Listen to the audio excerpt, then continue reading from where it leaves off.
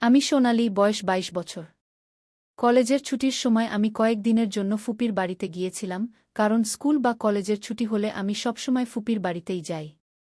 এবারও আমি সেখানে গিয়েছিলাম। ফুপির পরিবার ছোট ছিল, ফুপি, ফুফাজি এবং তাদের মেয়ে দিব্যা। দিব্যা আমার থেকে ৩ বছরের ছোট, কিন্তু আমাদের দুজনের মধ্যে ভালো বন্ধুত্ব ছিল। ফুপি খুবই কঠোর মেজাজের ছিলেন, কিন্তু ফুফাজি ছিলেন শালীন, গম্ভীর এবং আকর্ষণীয়, বয়স প্রায় ৪০-এর কাছাকাছি, কিন্তু শরীর এমন যে কেউ দেখলে থমকে যাবে। আমি তাকে সবসময় একটি সম্মানজনক সম্পর্কের চোখে দেখেছি, কিন্তু সেই দিন এমন কিছু ঘটল যা আমার মনের দুনিয়াকে নাড়িয়ে দিল। ফুপি দূরের আত্মীয়ের বিয়েতে গিয়েছিলেন এবং সেখানে ৭ দিন থাকার কথা ছিল। রাত প্রায় ১-১টা বাজে, দিব্যা তার ঘরে ঘুমিয়ে পড়েছে। আমি একা হলের মধ্যে বসে ফোন ঘাঁটছিলাম, এমন সময় ফুফাজির কণ্ঠ শোনা গেল, "সোনালি, এখনো ঘুমোওনি?" আমি মাথা তুলে তাকালাম। তিনি হালকা আলোয় দাঁড়িয়েছিলেন, সাদা কুর্তার উপর তার চওড়া বুকের উঁচু ভাঁজ স্পষ্ট দেখা যাচ্ছিল। গভীর কণ্ঠ যা হৃদয়ে এক ধরনের আলোড়ন তুলে দিল। আমি হঠাৎ করে বললাম, "আমি এখনই ঘুমোতে যাচ্ছিলাম।" তিনি হাসলেন এবং সামনের সোফায় বসলেন। তিনি জিজ্ঞাসা করলেন, "চা খাবে?" রাতে চা খাওয়া একটু অদ্ভুত লাগল, কিন্তু আমি হ্যাঁ বলে দিলাম। তিনি রান্নাঘরে চলে গেলেন, আর আমি তাকে নিঃশব্দে দেখতে লাগলাম। তার লম্বা, সুঠাম চাল, মর্দানাভাবে মনে এক অদ্ভুত গগুদি অনুভূতি হল, যা আমি ঝেড়ে ফেললাম। চা তৈরি হয়ে এলে তিনি কাপটি আমার দিকে বাড়িয়ে দিলেন। তার হাত থেকে উঠে আসা উষ্ণতা আমি অনুভব করলাম। আমি কিছু বলার আগেই তিনি জিজ্ঞাসা করলেন, "এখানে কেমন লাগছে?" আমি বললাম, "ভালো লাগছে। শুধু ফুপি থাকলে আরও ভালো লাগত।" তিনি হালকা হেসে বললেন, "কেন?" "আমার সঙ্গ ভালো লাগছে না।" আমি চুপ করে রইলাম, নজর নিচে নামিয়ে নিলাম। তার প্রশ্নে এক হালকা শরারত ছিল, যা আমি আগে কখনো অনুভব করিনি। কিছুক্ষণ পরে তিনি টিভি চালু করলেন। আমি চা খেতে থাকলাম, কিন্তু মন স্থির ছিল না। তার সেখানে থাকা, আমার পাশে বসা, এমন কিছু ছিল যা বাতাসে এক অন্যরকম অনুভূতি ছড়িয়ে দিচ্ছিল। চা শেষ করে আমি উঠতে গেলাম, তখন তিনি হালকা কণ্ঠে বললেন, "কাল সকালে হাঁটতে যাবে?" আমি তার দিকে তাকালাম। তার চোখে এক অজানা চমক ছিল। হৃদয়ে ধড়পড়ানি বেড়ে গেল। আমি বললাম, "হ্যাঁ, জানি না কেন, কিন্তু আমি চাইলেও না বলতে পারলাম না।" সকাল ৫টা, সকাল ৩:০০ বাজে যখন আমি হালকা শীতের মধ্যেও বিছানা থেকে উঠে পড়ি। সম্ভবত এটাই প্রথমবার যখন আমি অ্যালার্ম ছাড়াই এত ভোরে জেগে উঠলাম। মনে এক অদ্ভুত অস্থিরতা কাজ করছিল, হয়তো ফুফাজির সাথে হাঁটতে যাওয়ার চিন্তাটাই কিছু আলাদা ছিল। আমি হালকা গোলাপি ট্র্যাক স্যুট পরলাম এবং চুল বেঁধে নিলাম। আয়নায় নিজেকে দেখতে পেয়ে লক্ষ্য করলাম গালে হালকা লালচে ভাব, সকালের শীতের কারণে নাকি অন্য কোনো অনুভূতি, তা আমি নিজেও জানতাম না। নিচে পৌঁছাতেই দেখি ফুফাজি গেটের পাশে দাঁড়িয়ে আছেন। তিনি কালো ট্র্যাক স্যুট পরেছিলেন, আর তার প্রশস্ত বুক ও মজবুত কাঁধ সেই পোশাকে আরও বেশি ফুটে উঠছিল। তিনি আমাকে দেখামাত্র হালকা করে হাসলেন, এমন এক হাসি যা মনে দোলা দিয়ে যায়। তিনি জিজ্ঞাসা করলেন, "প্রস্তুত?" আমি শুধু মাথা নাড়লাম, কারণ কণ্ঠ যেন গলা আটকে গিয়েছিল। আমরা দুজন রাস্তায় পাশাপাশি হাঁটতে শুরু করলাম। হালকা ঠান্ডা হাওয়া বইছিল, আর পরিবেশে এক অদ্ভুত শান্তি বিরাজ করছিল। কয়েক মিনিট আমরা নিঃশব্দে হেঁটে গেলাম, তারপর ফুফাজি জিজ্ঞাসা করলেন, "তোমার হাঁটার অভ্যাস আছে?" আমি বললাম, "না, মাঝে মাঝে।" তিনি হালকা করে মাথা নাড়লেন এবং তার গতি একটু কমিয়ে দিলেন যাতে আমি তার সাথে তাল মিলিয়ে চলতে পারি। কিছুক্ষণ পরে আমরা হ্রদের পাশের ছোট পার্কে পৌঁছালাম। সেখানে লোকজন যোগ ব্যায়াম ও ব্যায়াম করছিল, কিন্তু আমার দৃষ্টি শুধু ফুফাজির উপর ছিল। তার হাঁটার ভঙ্গি, শ্বাসপ্রশ্বাসের ছন্দ, সবকিছুই এক গভীর আকর্ষণের মতো মনে হচ্ছিল।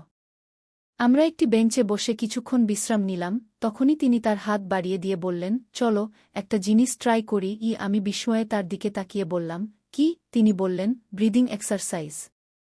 এতে স্ট্রেস কমে।" আমি ধীরে ধীরে আমার হাত তার হাতের উপর রাখলাম। তার আঙুলগুলো আমার তালু স্পর্শ করতেই মনে হল শরীরে এক হালকা শিহরণ ছুটে গেল। তিনি ধীরে ধীরে শ্বাস নেওয়া ও ছাড়ার নির্দেশ দিলেন, আমি তা করতে লাগলাম, কিন্তু মন যেন অন্য কোথাও ছিল। তার হাতের উষ্ণতা, আঙুলের হালকা চাপ, সবকিছুই এক নতুন অনুভূতিতে ভরিয়ে দিচ্ছিল। হঠাৎ তিনি আমার তালু হালকা করে চেপে ধরলেন, যেন বোঝাতে চাইছেন যে তিনিও কিছু অনুভূত হচ্ছিল। তিনি জিজ্ঞাসা করলেন, "আরাম পেয়েছ?" কণ্ঠে এক গভীরতা ছিল। আমি ধীরে মাথা নাড়লাম, কিন্তু আমার হৃদস্পন্দন দ্রুত হচ্ছিল। আমরা উঠে ঘরের দিকে হাঁটতে লাগলাম। পথে কয়েকবার তার হাত আমার হাত হালকা করে স্পর্শ করল, আর প্রতিবারই মনে হল যেন এক হালকা বিদ্যুৎ খেলে গেল। বাড়ি পৌঁছে তিনি বললেন, কালো আসবে। আমি তার দিকে তাকালাম, তার চোখে এমন কিছু ছিল যা আমি আগে কখনো দেখিনি। আমি বললাম, হ্যাঁ। আমার ঠোঁট থেকে শুধু এই শব্দটিই বেরিয়েছিল। কিন্তু আমি জানতাম, আগামীকালের সকাল আজকের চেয়েও বেশি বিশেষ হবে। সারা রাত আমি ছটফট করলাম। চোখ বন্ধ করলেই সকালের সেই মুহূর্ত চোখের সামনে ভেসে উঠত, হ্রদের পাড়, ফুফাজির হাতের উষ্ণতা, তার আঙুলের হালকা চাপ, আর সেই অব্যক্ত অনুভূতি যা আমার শিরায় শিরায় ছুটে গিয়েছিল। পরদিন সকালে আবার সেই রুটিন, সেই জায়গা, সেই সঙ্গী। কিন্তু আজ বাতাসে কিছু আলাদা ছিল, কিছু গভীর, কিছু টানটান। হ্রদের পাড়ে পৌঁছাতেই ফুফাজি বললেন, আজ একটা নতুন ব্যায়াম ট্রাই করব। আমি চমকে তার দিকে তাকিয়ে বললাম, কী রকম? তিনি হেসে বললেন, ব্যালেন্স এক্সারসাইজ গু। ফুফাজি সামনে দাঁড়িয়ে বললেন, চোখ বন্ধ করো এবং ধীরে ধীরে এক পায়ে দাঁড়াও। আমি তোমাকে পড়তে দেব না গি। পড়তে দেব না, এই শব্দগুলোর মধ্যে কেন যেন এক অন্যরকম অনুভূতি ছিল। আমি ধীরে চোখ বন্ধ করলাম এবং এক পা উঠাতেই হালকা করে দুলে গেলাম। পরক্ষণেই আমার কোমরে দুটি শক্ত হাতের স্পর্শ পেলাম, আর শ্বাস যেন আটকে গেল। তার আঙুলগুলো হালকা করে আমার কোমরের কাছে লাগানো ছিল, যেন আমাকে ধরে রাখছে। কিন্তু সেই স্পর্শে আরও কিছু ছিল, কিছু অজানা, কিছু অদ্ভুত। তিনি বললেন, ব্যালেন্স বজায় রাখো। তার ধীর, গভীর কণ্ঠ কানে মধুর মতো গলে গেল। আমি নিজেকে সামলে নিলাম, কিন্তু সেই হালকা চাপে মনে হল শরীরে এক শিহরণ ছুটে গেল। চোখ খুলতেই আমার দৃষ্টি সরাসরি তার চোখে গিয়ে ঠেকল। সেখানে এমন কিছু ছিল যা শব্দের বাইরে। তিনি ধীরে বললেন, খুব ভালো করেছ গি। কিন্তু তার আঙুলগুলো তখনও আমার কোমরকে হালকা করে স্পর্শ করছিল। আমি অনুভব করলাম, তার স্পর্শ যেন একটু বেশি সময় ধরে রয়ে গেল, হয়তো অনিচ্ছাকৃত, নয়তো ইচ্ছাকৃত, আমি জানি না। সে মুহূর্ত কতক্ষণ স্থায়ী ছিল তা আমি বলতে পারব না। কিন্তু সেই অনুভূতি আমার স্মৃতিতে চিরকালের জন্য গেঁথে গেল। বাড়ি ফেরার পথে আমরা দুজনই নীরব ছিলাম। কিন্তু সেই নীরবতাও যেন কথা বলছিল। সেই রাতে ঘুমোতে গিয়েও ঘুম এল না। চোখ বন্ধ করলেই সেই স্পর্শ, সেই গভীর কণ্ঠ, কোমরে তার আঙুলের স্পর্শ, সবকিছু যেন আত্মায় গেঁথে গেল। সকাল হলে মনে এক অদ্ভুত অস্থিরতা কাজ করছিল। আমি নিজেকে বোঝাতে চেষ্টা করছিলাম যে এগুলো সবই সাধারণ অনুভূতি। কিন্তু হৃদয় যেন অন্য কথা বলছিল।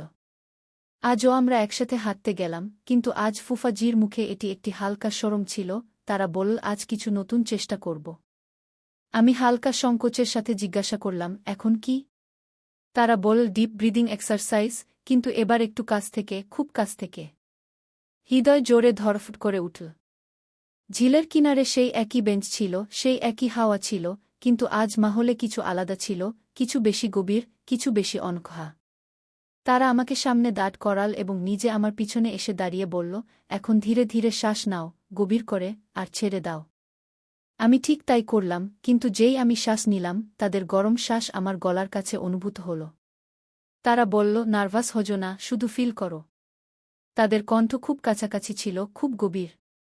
তাদের আঙুলগুলি আমার কাঁধে হালকা করে ঠেকল, এবং যেই আমি শ্বাস ছেড়ে দিলাম, তাদের ধরা একটু আরও স্থির হয়ে গেল। তাদের আঙুলের হালকা চাপ, তাদের শ্বাসের গরমাহট, সবকিছু হৃদয়ের ধড়ফড়ানি বেকাবু করে তুলছিল। আমি ভেবেছিলাম তারা কিছু বলবে, কিন্তু তারা শুধু নিঃশব্দে দাঁড়িয়েছিল।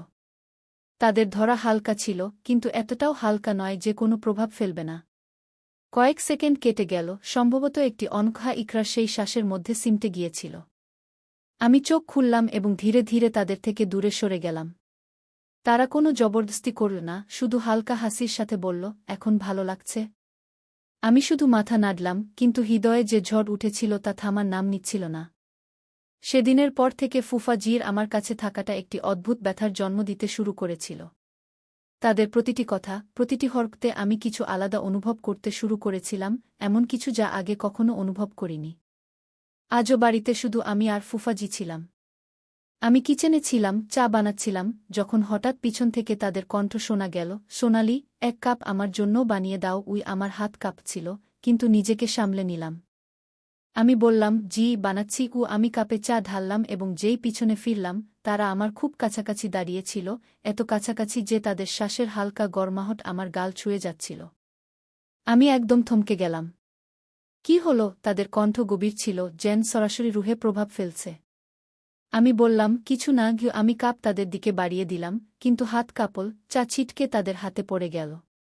ওহ! আমি ঘাবড়ে গিয়ে তাদের হাত ধরে ফেললাম। তাদের আঙুলের গরমাহট আমার হাতে নেমে এল। আমি দ্রুত পানি নিয়ে তাদের হাতে ঢাললাম, কিন্তু আমাদের দুজনের চোখে চোখ লেগে গেল।